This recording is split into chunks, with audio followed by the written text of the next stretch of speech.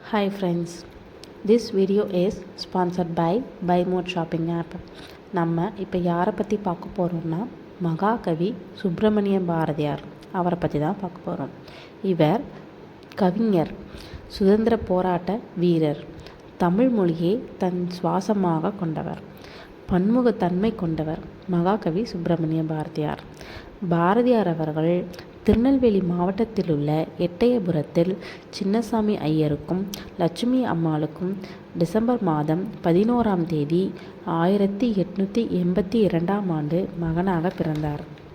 இவரின் இயற்பெயர் சுப்பிரமணியன் என்றாலும் சுப்பையா என்று அழைக்கப்பட்டார். இவருக்கு 5 வயது ஆகும்போது தாயார் லக்குமி அம்மாள் மறைந்தார். தந்தை மற்றும் பாட்டியான பாகிரதி அம்மாளிடம் வளர்ந்தார்.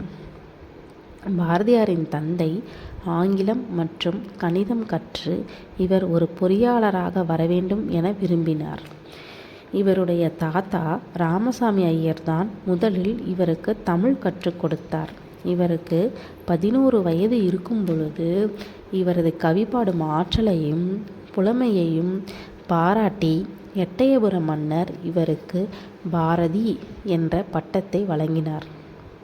இவர் 1897ஆம் ஆண்டு தனது 15ஆம் வயதில் செல்லம்மாவை மணந்தார். 1898ஆம் ஆண்டு தந்தையின் மறைவிற்கு பின் வறுமை நிலை அடைந்தார். எட்டயபுரம் மன்னருக்கு தெரிவித்து பொருளுதவி கேட்டதால் அங்கேயே சில காலம் பணி செய்தார். 1901ஆம் ஆண்டு எட்டயபுரம் அரண்மனையில் கவிஞராக பணியாற்றினார். 1912ஆம் ஆண்டு பகவத்கீதை தமிழில் மொழிபெயர்த்தார். கண்ணன் பாட்டு, பாப்பா பாட்டு, குயில் பாட்டு, பாஞ்சாலி சபதம், புதிய ஆத்திச்சூடி போன்ற புகழ்பெற்ற காவியங்கள் பாரதியாரால் எழுதப்பெற்றன. இவர் இந்திய பத்திரிகையில் ஆங்கிலேய அரசுக்கு எதிராக பல கட்டுரைகளை எழுதி வெளியிட்டார். இதனால் ஆங்கிலேய அரசு பாரதியை கைது செய்து 34 நாட்கள் சிறையில் வைத்து பின் விடுதலை செய்தது. ஜாதி கொடுமைகள், பெண்ணடிமை, சமூக ஏற்றத்தாழ்வுகள் போன்றவை விலக வேண்டும் என்பதில் உறுதியாக இருந்தார். பெண் சுதந்திரத்திற்கு குரல் கொடுத்தார்.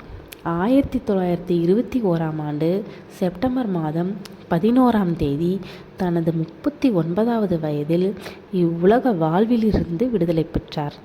மகாகவி மறைந்தாலும் அவரின் புகழும் கவிதைகளும் என்றென்றும் நிலைத்து நிற்கும் என்பதில் எந்தவித ஐயமும் இல்லை.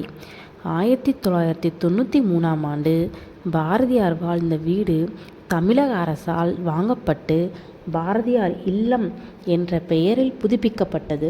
Thank you friends.